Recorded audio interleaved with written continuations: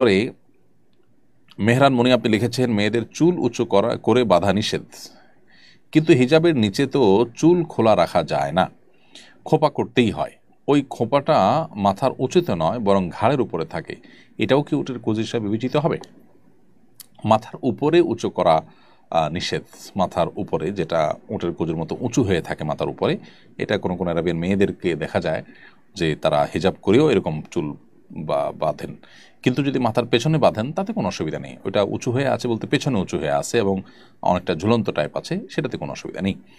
বরং এটি বিভিন্ন হাদিসের আলোকে জানা যায় যে মহিলা সাহাবীরা নবী সাল্লাল্লাহু আলাইহি ওয়াসাল্লামের পরিবারের মেয়েরাও তারা মাথার চুল বাঁধতেন।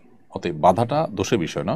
মাথার উপরে উঁচু করে বাঁধা, যেটা আপনার নিছকই প্রদর্শনের জন্য এবং পরপুরুষকে আকৃষ্ট করবার জন্য, এবং যেটার ফলে আপনার পর্দার বিধান বেশ খানিকটা লঙ্ঘন হয়, সেটা শুধু নিষেধ। চুল বাঁধাটা মৌলিকভাবে কোনো নিষেধ নয়।